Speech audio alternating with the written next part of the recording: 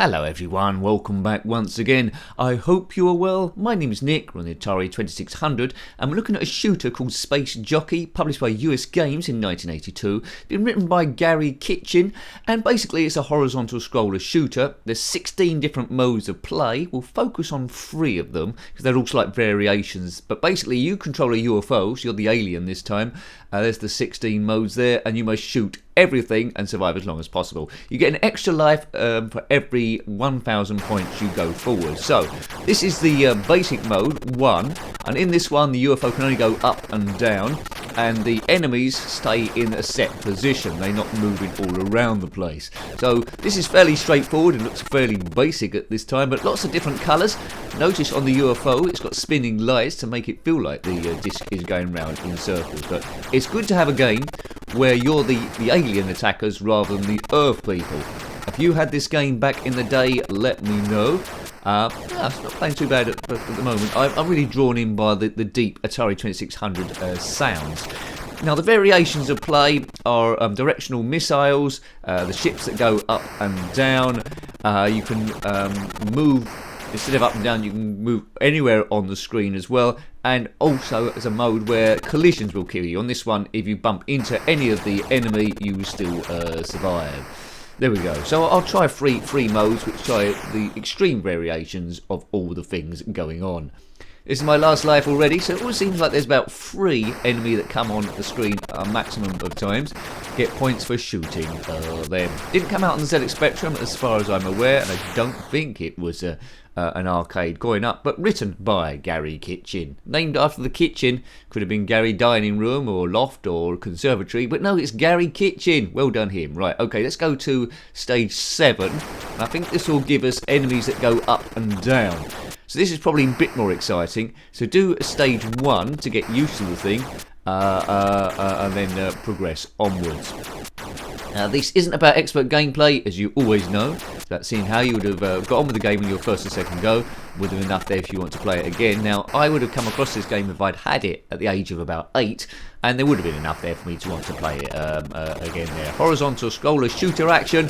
This is pretty much all that you get. So like a lot of these early games, 8-bit, they are quite basic, but there's a lot of colours here and a kid's imagination would have moved you quite far forward. I like the terrain underneath there. Looks like that's repeating, is it? It's not by random. That's moving quite smoothly as well, and it's the right good choice of colours. That's like darkish grey against the black. No Starfield in the background, but I wouldn't have expected that to happen anyway. Now, if you're liking your Atari 2600 stuff, we reviewed quite a few. They're all in a playlist. To get there, click on my username, take to the channel page, click on playlist, and Atari 2600 will be there, along with a load of other systems. Right.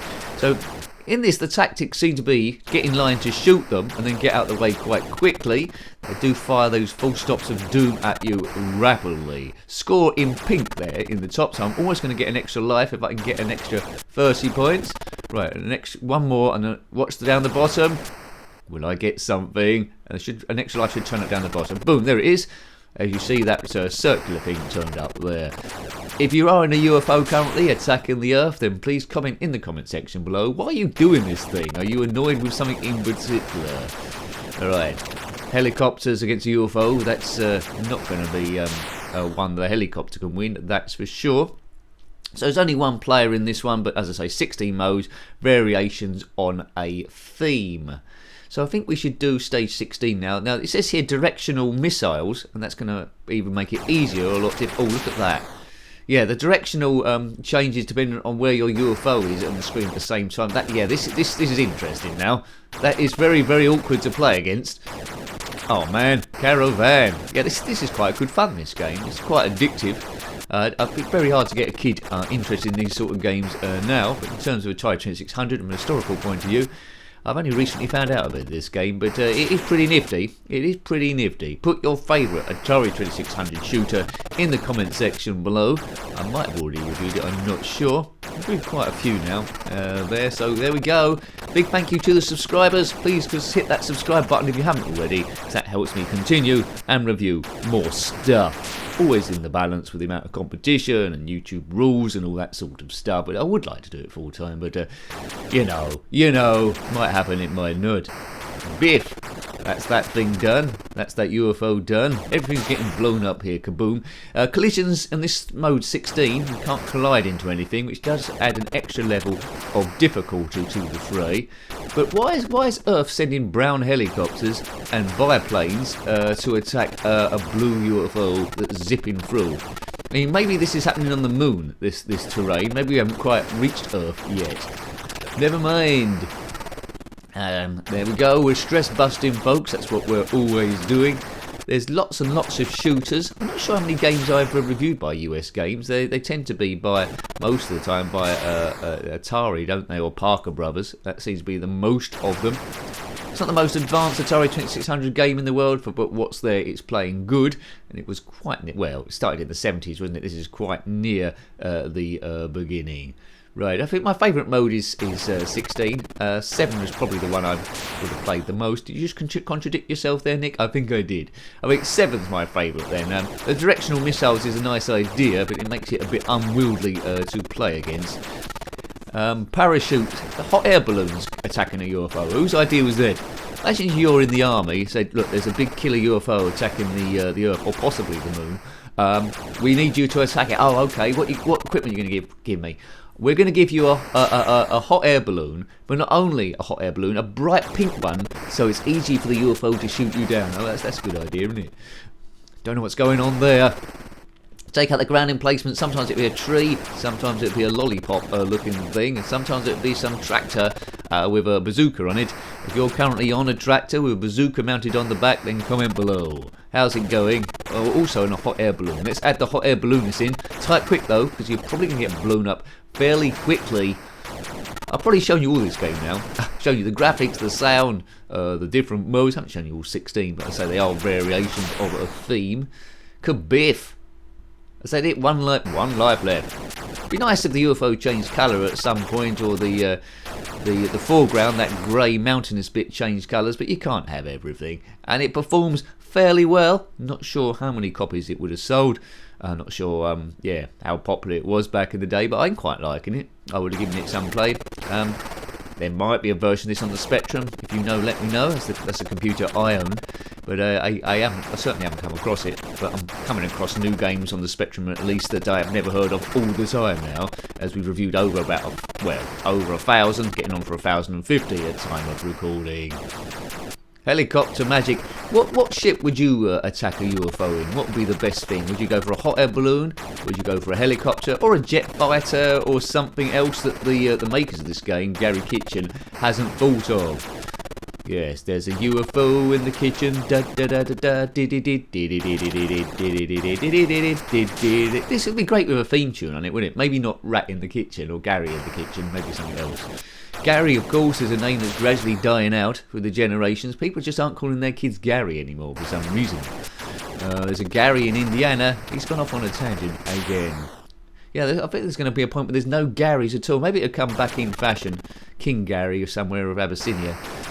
Take that, hot air balloon. Biff. Oh, man. This is a sort of game where we've reviewed quite a lot of homebrews by Inafuto on his extraction. This is a sort of game where he could really get hold of and make a version of this. Space Jockey by Inafuto called something else. That'd be quite nice. I'd quite like to see that, and he could do it. A lot of people could do it, to be honest with you. But this is the bit where someone says, it already exists, Nicky, if indeed they haven't already typed that in before I got to this bit of the game. I think I will have one last go. We do have about 10-minute reviews on these just to see if there's anything I'm missing. But I think you've pretty much seen everything there was to see of this game in the first couple of minutes. It's good for a knock around. I would have loved it back in the day. Now it looks terribly dated, but I am enjoying it from a historical point of view. I don't think kids are playing. What I do though, Flappy Bird was quite popular, wasn't it? There's more to it than that. So maybe it would work as a game on your phone between bus stops or train stops on your way to work. I suppose it is a bit of a trespasser in that sort of way.